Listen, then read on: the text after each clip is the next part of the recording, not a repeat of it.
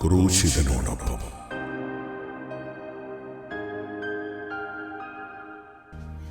ഈശോയിലെ ഏറ്റവും പ്രിയപ്പെട്ട സഹോദരി സഹോദരങ്ങളെ, വിശുദ്ധ ഫ്രാൻസിസ് സാലസ് അഹന്തയ്ക്ക് നൽകുന്ന 5ാമത്തെ ഉപവിഭാഗമാണ് അധികാരം അഹന്തയാകുന്നവരെ.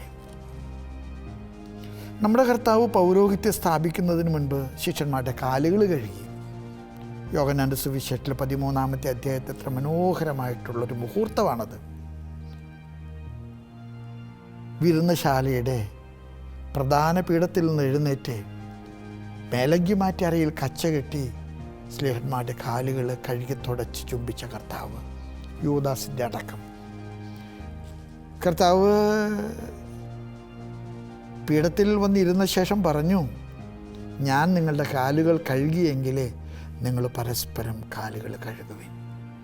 സ്നേഹമുള്ള എൻ്റെ സഹോദരങ്ങളെ, നമ്മുടെ ക്രൈസ്തവ വിളി മറ്റുള്ളവരുടെ കാലുകൾ കഴുകാനുള്ള വിളിയാണ്. ഇപ്പോഴത്തെ മാർപ്പാപ്പ ജനങ്ങൾക്ക് വളരെ പ്രിയങ്കരനാണ്. ഫ്രാൻസിസ് മാർപ്പാപ്പ, അദ്ദേഹത്തിന് ജനങ്ങളോട് വളരെ ആഭിമുഖ്യമുണ്ട്.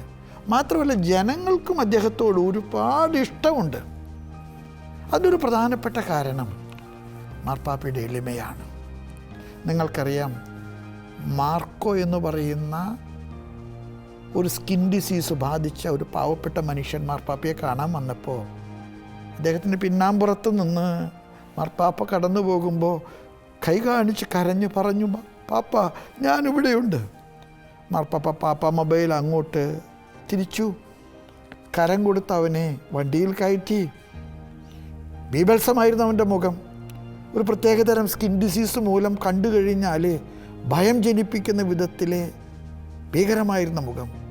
മാർപ്പാപ്പ പോഡിയത്തിൽ അവനെ കൊണ്ടുവന്ന് കെട്ടിപ്പിടിച്ച് അവൻ്റെ കവിളത്ത് ചുംബിച്ചിട്ട് പറഞ്ഞു, ഇന്ന് എന്നെ കാണാൻ വന്ന ആയിരങ്ങളിലെ ഈശോയുടെ മുഖച്ഛായുള്ളത് ഈ മാർക്കോയ്ക്കാണ്. മാർക്കോ മാർപ്പാപ്പയുടെ പൊട്ടിക്കരഞ്ഞു. സ്വന്തം ഭാര്യ ഉപേക്ഷിച്ചവനാണ്, മക്കൾ വീട്ടിൽ കയറ്റാത്തവനാണ്. പക്ഷെ മാർപ്പാപ്പ പറഞ്ഞു, അവനാണ് ഈശോയുടെ മുഖം. സ്നേഹമുള്ളവരെ, നമുക്ക് വിനീതരായിട്ട് ജീവിക്കാൻ കഴിയട്ടെ. നിങ്ങൾ അപ്പന്മാരാണ്, നിങ്ങൾ അമ്മമാരാണ്, വൈദികരാണ്. നമുക്കൊക്കെ നമ്മുടെ അധികാരമുണ്ട്. പക്ഷെ നമ്മുടെ അധികാരം മേൽസ്ഥാനത്തിരിക്കാനുള്ളതല്ല, കാല് കഴുകാനുള്ളതാണ്. തൃശ്ശൂർ രൂപതയിൽ ഇപ്പോൾ ചില കുടുംബങ്ങളിൽ ചെയ്യുന്നൊരു കാര്യമുണ്ട്. പെസഹ വ്യാഴാഴ്ച ഭർത്താവ് ഭാര്യയുടെയും മക്കളുടെയും കാല് കഴുകുന്നു. ഏതോ ഒരു അച്ഛൻ അവരെ പ്രചോദിപ്പിച്ചതാണ്. അപ്പൻ കാല് കഴുകുമ്പോൾ മക്കൾ പൊട്ടിക്കരയുക. അപ്പൻ ആ കാല് ചുംബിക്കുമ്പോൾ അവർക്ക് വിശ്വസിക്കാൻ കഴിയുന്നില്ല. നമുക്ക് കാല് കഴുകുന്നവരാകാം. നമ്മുടെ അധികാരം ആളുകളെ അടിച്ചമർത്താനുള്ളതല്ല. നമ്മുടെ അധികാരം ആളുകളെ ഇടിച്ചു നിരത്താനുള്ളതല്ല. നമ്മുടെ അധികാരം മറ്റുള്ളവർക്ക് കരം കൊടുക്കാനുള്ളതാണ്. ഒരു മെത്രാനെന്ന നിലയ്ക്ക് ഞാൻ എന്നെ കാണാൻ വരുന്ന ആളുകളെ ഇടിച്ചു നിരത്താൻ പാടില്ല.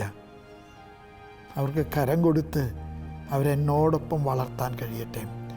അപ്പൻ മക്കളെ അപ്പനോളം വളർത്തട്ടെ, അമ്മ മക്കളെ അമ്മയോളം വളർത്തട്ടെ. അങ്ങനെ വളർത്താനുള്ള ഒരു ഉപാധിയായിട്ട് നമ്മുടെ അധികാരത്തെ നമ്മുടെ സ്ഥാനത്ത് നോക്കിക്കാണാൻ നമുക്ക് കഴിയട്ടെ. ഇന്ന് പലപ്പോഴും നമ്മുടെ സഭയെക്കുറിച്ച് പാവപ്പെട്ട അൽമായർക്കുള്ള ഒരു പരാതിയുണ്ട്. അച്ഛന്മാർ മെക്കെട്ട് കയറുന്നവരാണ്, അധികാരികൾ ആളുകളെ കഷ്ടപ്പെടുത്തുന്നവരാണ്, നടത്തി കാല് കുറുതാക്കിയിട്ടേ ഒരു കാര്യം ചെയ്തു തരൂ. ഈ നോമ്പുകാല ആത്മശോധനയ്ക്കുള്ളൊരു കാലഘട്ടമാണ്. നമുക്ക് വിനീതരായിട്ട് ജീവിക്കാൻ കഴിയട്ടെ. കർത്താവേ, ഞങ്ങളുടെ ജീവിതത്തിൽ അഹന്ത പലപ്പോഴും മേൽക്കോയ്മയായിട്ട് മാറാറുണ്ട്. ആളുകളുടെ മേലെ ചുമട് വയ്ക്കാൻ, ആളുകളെ കഷ്ടപ്പെടുത്താൻ, ആളുകളെ സഹായിക്കുന്നതിന് പകരം അവരെ നടത്തി കുറുതാക്കാൻ ഞങ്ങൾ അധികാരം ഉപയോഗിക്കാറുണ്ട്. ഞങ്ങളുടെ അധികാരം മറ്റുള്ളവരെ വളർത്താൻ, കരം കൊടുക്കുന്ന ഒരു ശുശ്രൂഷയാക്കാൻ ഞങ്ങൾ ഈ നോമ്പുകാലത്ത് അനുഗ്രഹിക്കുന്നതിനോട് ഞങ്ങൾ പ്രാർത്ഥിക്കുന്നു.